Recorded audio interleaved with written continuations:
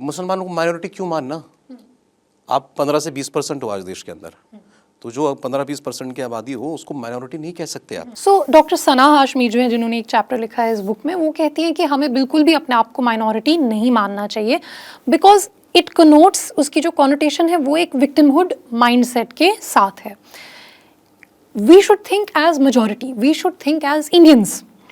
तो जो मैंने फॉर एग्जांपल इसमें मैंने बात की है श्री अजीम प्रेम जी की, जैसे विप्रो है, विप्रो एक कंपनी है जो उनकी फैमिली ने स्टार्ट की है, या अजीम प्रेम जी यूनिवर्सिटी है, या अजीम प्रेम जी फाउंडेशन है।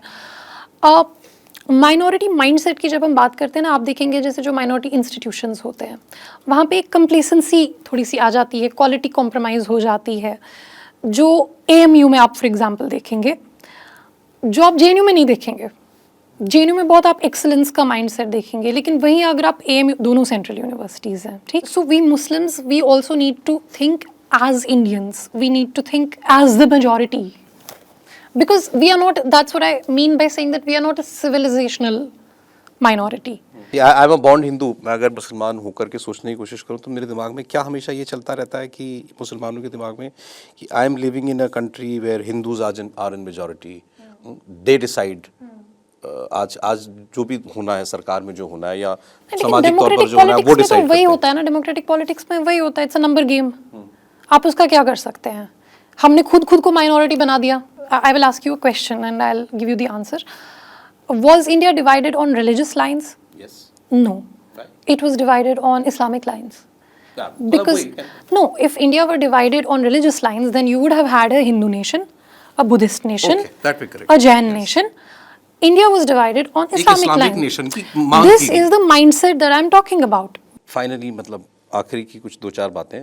How do you see Prime Minister Modi? His work as Prime Minister. I am impressed by his vision of Viksit Bharat, because that is the only thing that can unite us. नहीं तो सौरभ जी, हम लोग ना हमेशा यही सोचते रह जाएंगे, आप मेल हैं, मैं फीमेल हूँ, आप यूपी से हैं, मैं कश्मीर से हूँ, आप हिंदू हैं, मैं मुस्लिम हूँ, हम लोग यही सोचते रह जाएंगे।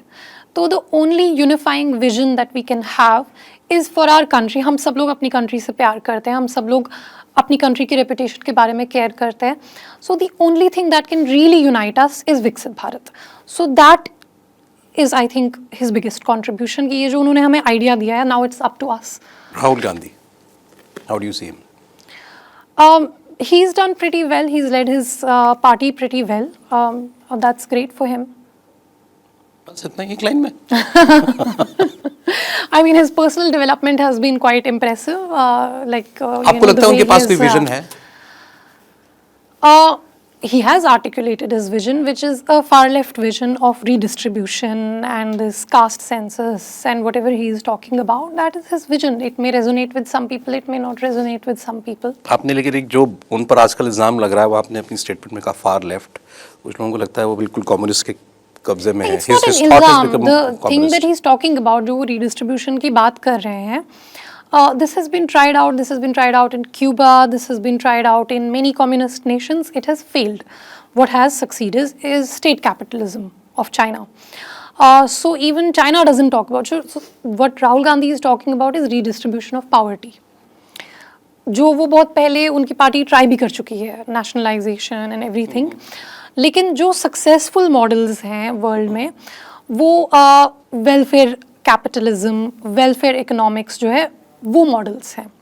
तो उनका जो एंटी कैपिटलिस्ट स्टैंस है, it is not going to work, like because my vision और my sort of now my politics और where I stand is more to do with like welfare economics और वेलफेयर कैपिटलिज्म, जिसमें जो economic growth के जो drivers होते हैं वो इनोवेटर्स होते हैं, एंटरप्रेन्योर्स होते हैं। तो अगर आप उनके खिलाफ स्टैंड ले रहे हैं, then you are just going into redistribution of poverty.